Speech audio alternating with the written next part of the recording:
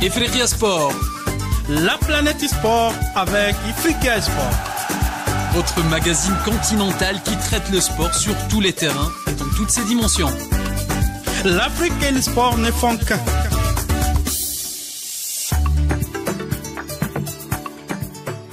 Salutations l'Afrique, Salama, Nagadef, Ndjarabat, Ayo, Mboto, à tous les auditeurs de Ifriqiya FM, la voix africaine faite par des Africains pour les Africains.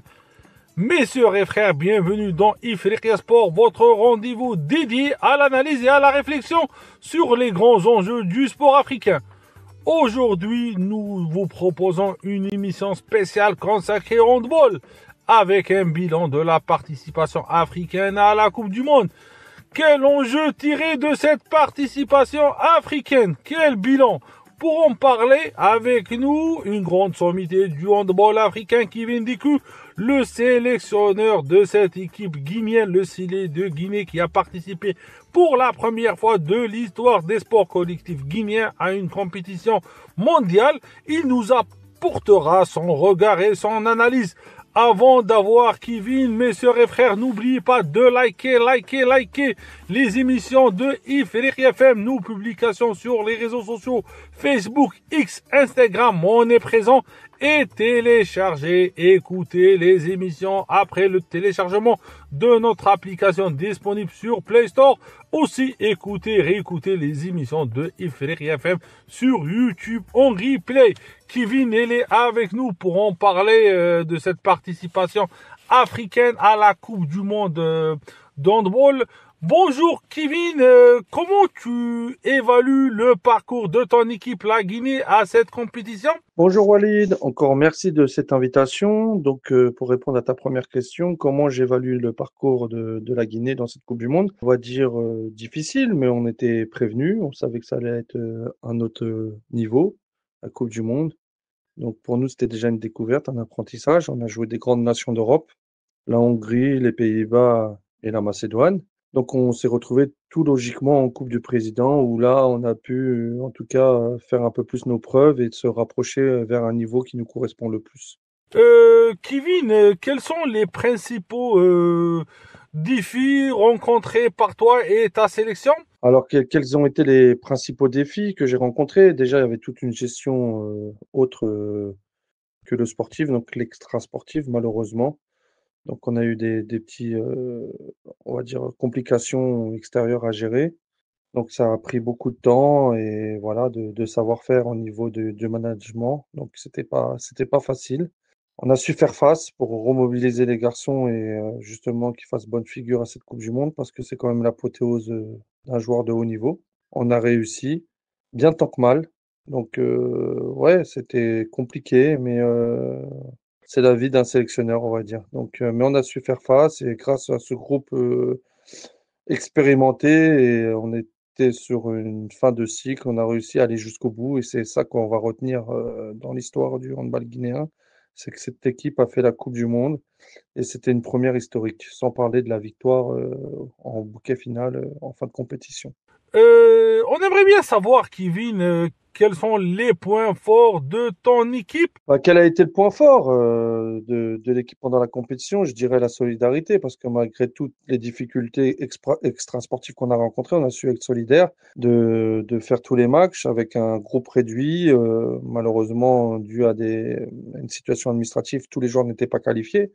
Donc ça a été compliqué à vivre parce qu'il y en a qui étaient à côté et qui nous observaient, qui pouvaient pas aider. Donc ça a été très compliqué à gérer. Maintenant, comme je dirais, depuis le début, c'est une équipe unie. Et ce qui fait que grâce à cette cohésion d'équipe, on a pu aller jusqu'au bout et obtenir cette victoire. Dans la douleur, on n'était pas loin face au Koweït et puis on l'a obtenu face à Cuba. Donc voilà, c'est vraiment notre point fort. Hein. De toute façon, c'est la solidarité, la combativité et l'envie d'être ensemble. C'est ça vraiment notre point fort. Ouais. Est-ce qu'il y a vraiment un axe ou quels sont les axes à améliorer dans cette équipe du Sili de Guinée de handball? Après, bah ouais, quels sont les points d'axe à améliorer? Il y en a beaucoup. Mais comme je dis, tout en découle de l'extra sportif. Si on a une préparation en amont plus aboutie, avec une planification respectée, je pense qu'on arrive déjà mieux préparé. Au niveau administratif, c'est la même chose. Si tous nos joueurs sont qualifiés, je pense que c'est une autre compétition. Il y a aussi la transition, parce qu'il y a des joueurs que, comme je disais, qui arrivent en fin de cycle, pour eux, c'est la fin d'une aventure. C'était l'échéance où justement on devait avoir la transition avec les jeunes. Malheureusement, on n'a pas pu la faire parce que ces joueurs n'étaient pas qualifiés. Donc voilà, mais c'est vraiment ça qu'il faut s'améliorer. Côté sportif, j'ai rien à reprocher. Les mecs, ils ont tout donné. On a joué avec les moyens du bord. Donc il y avait des joueurs qui étaient blessés et ils ont été jusqu'au bout de la compète. Donc avec un effectif réduit, on n'a pas à rougir. Mais si on a des axes à améliorer, je resterai sur l'extra sportif. Est-ce que Kevin, tu es satisfait de l'état d'esprit de ton groupe, de ce collectif guinéen?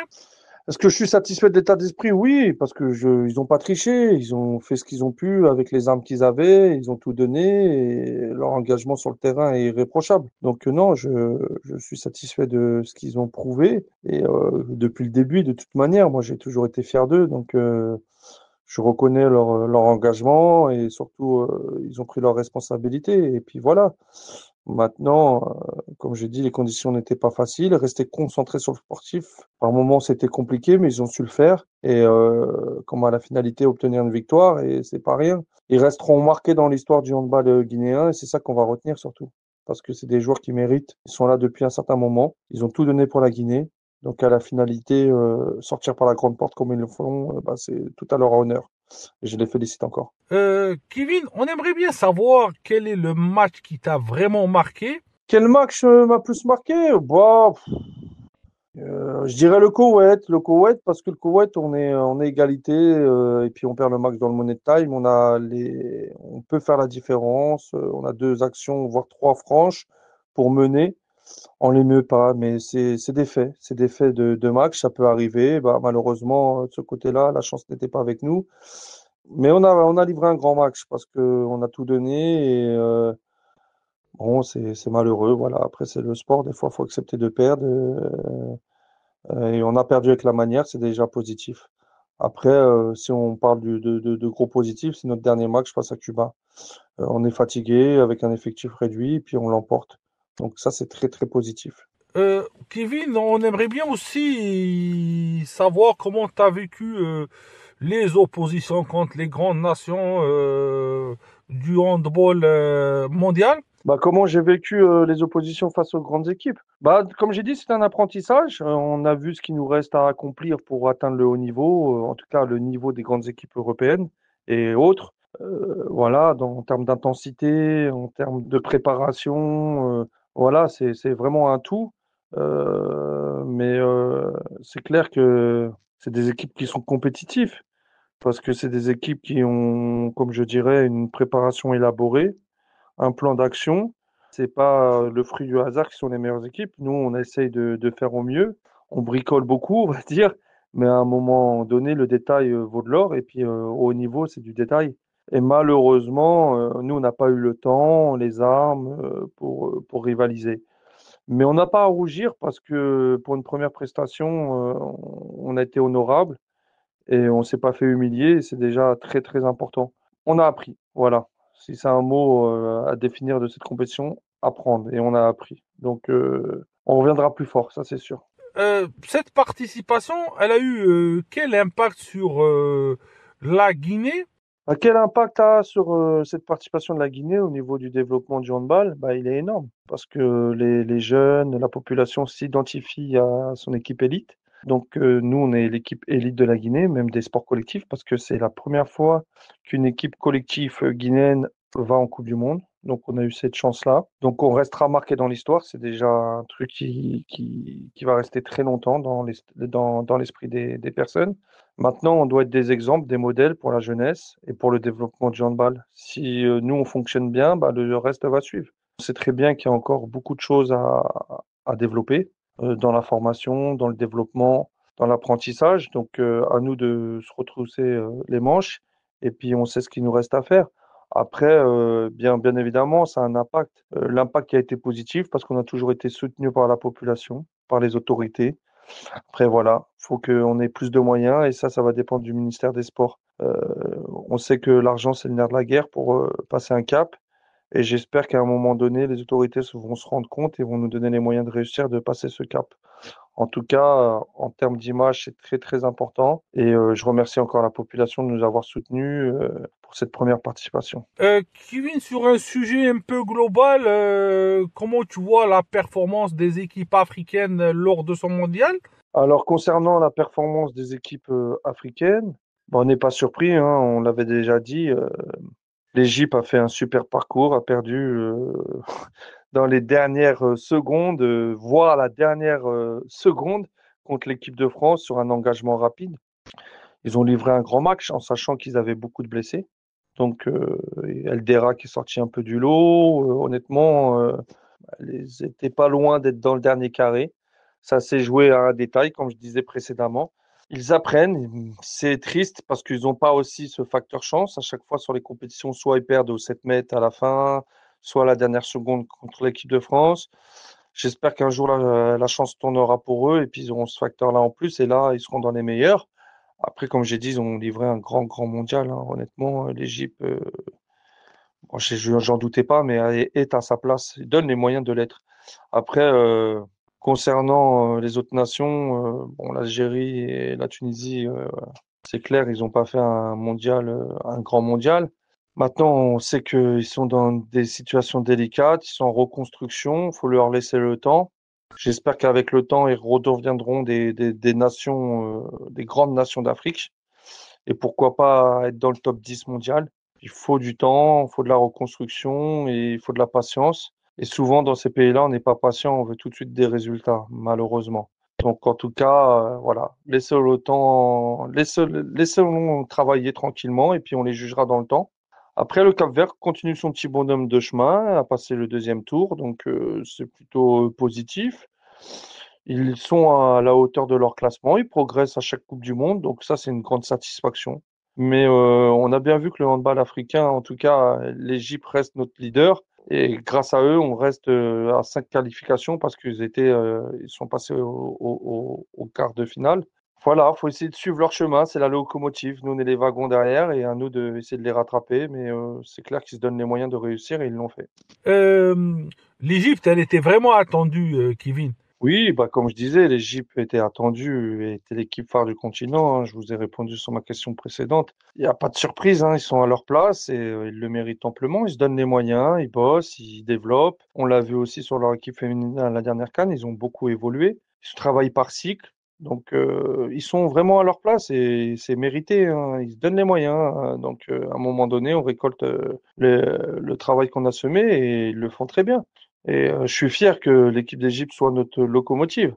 À nous de s'en inspirer, de trouver les moyens de faire comme eux avec le temps. Mais ils se sont donné le temps, hein. Ça s'est pas construit en un jour. On leur a laissé le temps et puis à la finalité, ils sont là. Maintenant, il manque que le facteur chance. J'espère qu'un jour ça va tourner, ils l'auront avec eux. Et cette sélection de la Tunisie que tu connais aussi?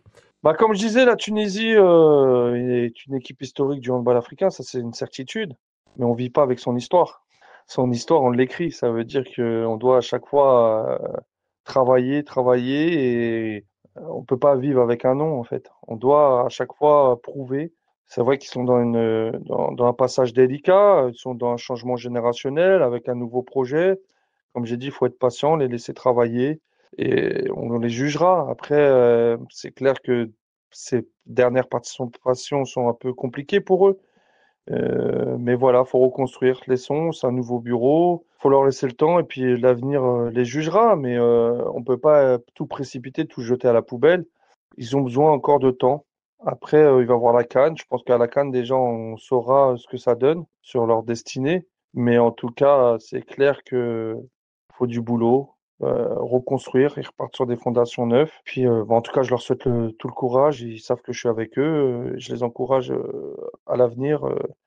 Et surtout que tout le monde soit patient avec eux. Le mot patience, c'est un mot qui est très important. L'Algérie, comment t'as vu la participation de l'équipe d'Algérie? Bah, concernant l'Algérie, l'Algérie a des grands joueurs. C'est individuellement, honnêtement, ils ont une très belle équipe. Là, ils n'ont pas trouvé l'osmose, la cohésion d'équipe, parce que je pense qu'il y a des problèmes extrasportifs, malheureusement. C'est triste parce que l'Algérie, pour moi, reste pareil, une équipe historique, en tout cas au niveau africain, avec une grande culture handball. C'est dommage, parce que je pense que potentiellement ils peuvent faire mieux, ça c'est sûr. Après, je sais pas ce qui bloque. Moi, je vis pas à l'intérieur de l'Algérie. J'ai jamais travaillé avec l'Algérie, donc je me permettrai pas de les juger. Mais ce que je sais, en tout cas, et ce qui est sûr, c'est qu'ils ont des grands joueurs.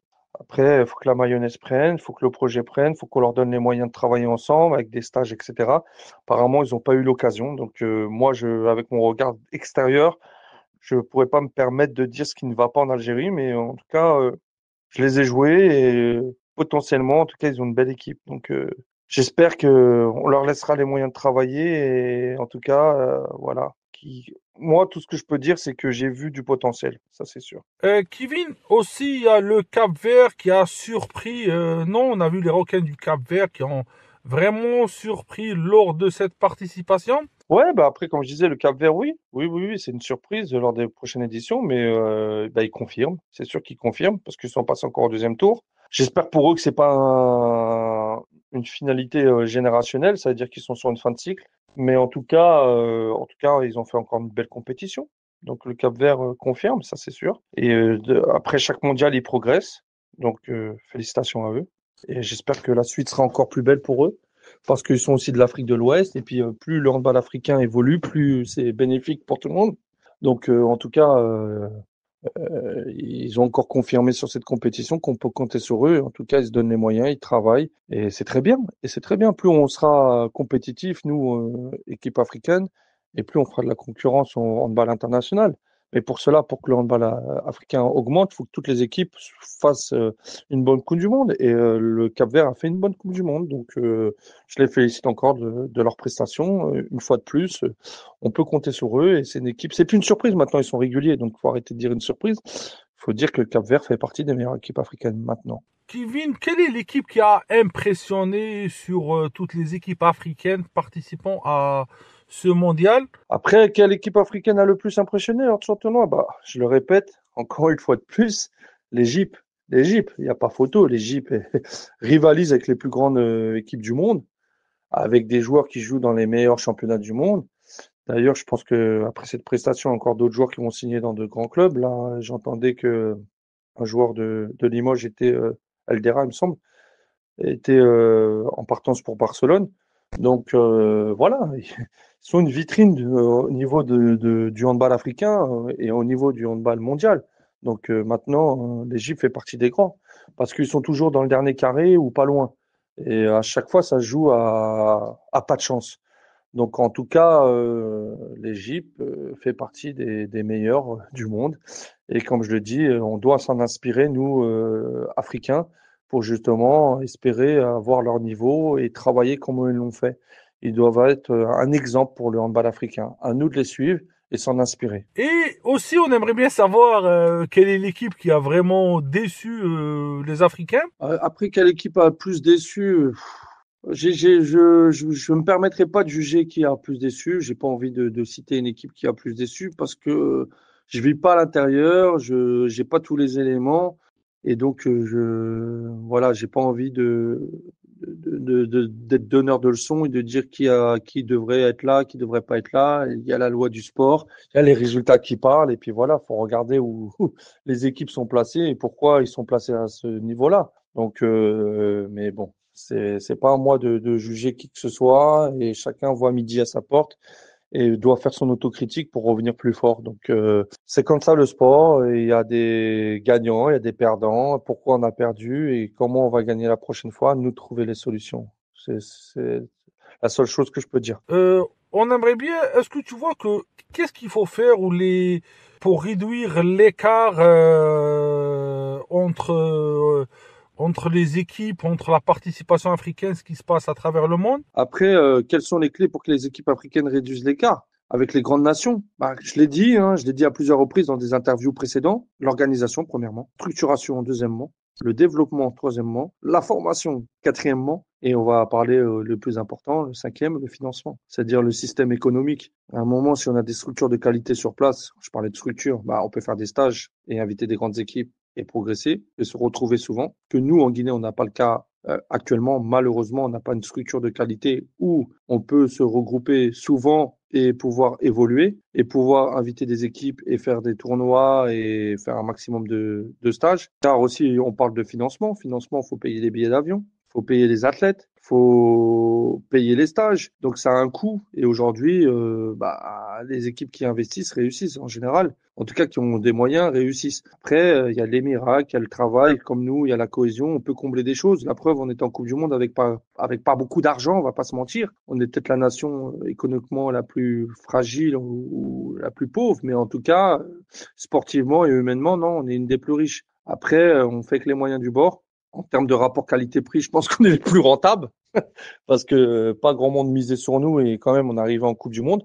Voilà, moi je parle de notre cas. Après, bien sûr, que si on veut évoluer, faut investir dans les 5 points que j'ai cités auparavant. Est-ce que tu penses pas, Kevin, que professionnaliser le joueur africain est nécessaire pour élever le niveau? Pensez-vous que la professionnalisation des joueurs africains en Europe est une nécessité? Forcément, je pense. Pourquoi? Parce que le handball européen est fort et en adversité, chaque week-end, il y a des grands matchs. Donc, on évolue à travers l'adversité. Plus on joue des forts, plus on devient fort. Et donc, ça, c'est clair que si tous les joueurs jouent dans des grands clubs ou, en tout cas, se confrontent aux meilleurs, forcément, notre sélection sera plus forte. Donc, il faut forcément passer par les meilleurs clubs pour pouvoir évoluer. On l'a vu, nous, à titre d'exemple de notre gardien qui a tremblé en D1 et qui a vachement évolué et qui aujourd'hui est un leader de l'équipe, Ruben Speer, qui a pu justement porter l'équipe. Mais au-delà de ça, moi, je mise pas sur que les grands joueurs. Je parlais de cohésion d'équipe. Je parle vraiment, nous, en tout cas, notre projet, c'est l'équipe avant les individualités. Mais c'est clair que si toutes les individualités jouent dans des grands clubs, forcément, on aura une grande équipe. Et une grande équipe peut faire des grandes choses. Donc, ça, c'est clair que si on veut progresser, nos joueurs veulent progresser, il faut qu'ils soient dans les meilleurs clubs. Et pour cela, il faut qu'ils brillent à travers la sélection ou à travers leur club. Et pour cela, faudra peut-être faire un passage dans des clubs professionnels pour pouvoir évoluer. Mais ça, c'est un passage difficile pour certains, car économiquement, pareil, hein, en France, aujourd'hui, le handball paye pas des mille et des mille, donc faut pouvoir y vivre. Mais on y travaille et j'espère qu'il y a un maximum de joueurs guinéens joueront dans les meilleurs clubs pour pouvoir faire progresser notre sélection, ça c'est sûr. Kevin, une question un peu globale. Comment tu vois l'avenir du handball africain prochainement et dans les médias et même sur 5 ans, 10 ans? Comment je vois l'avenir du handball africain d'ici la prochaine Coupe du Monde? J'espère qu'il va encore évoluer parce qu'on a parlé de formation, on forme les cadres avec les licences qui sont montées en cours, la licence C, la licence B, la licence A du plus haut niveau.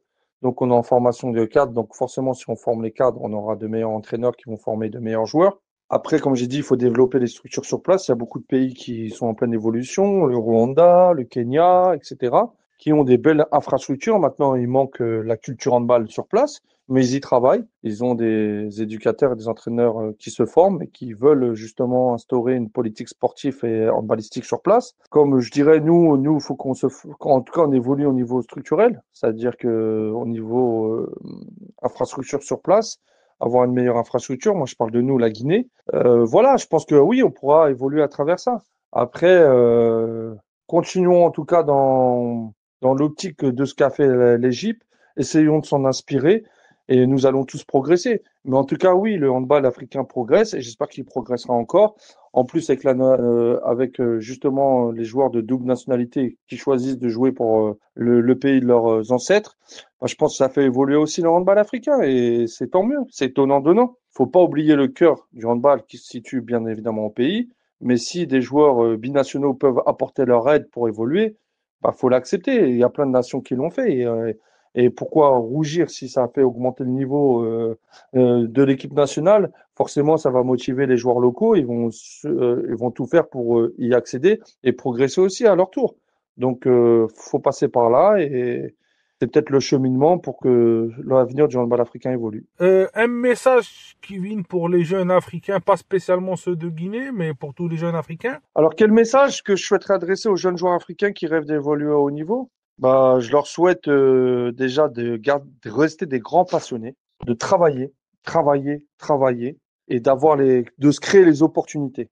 Donc, comme je disais, si on arrive à être dans l'équipe nationale, à se faire repérer dans des compétitions internationales et après de pouvoir signer dans des plus grands clubs, c'est une vraie opportunité pour eux. Ça change leur vie, ça c'est sûr. Ça peut changer la vie d'une famille. Rester des grands amoureux du handball et pas d'oublier pourquoi on a commencé le handball. On a commencé le handball parce qu'on aimait le handball. Et grâce à cet amour, en tout cas, on a progressé. Et voilà, ça, à travers ça qu'on a surmonté des épreuves. Et pour certains qui ont signé à l'étranger. Donc, travailler, ça c'est sûr. Parce que si on ne travaille pas, on n'obtient pas.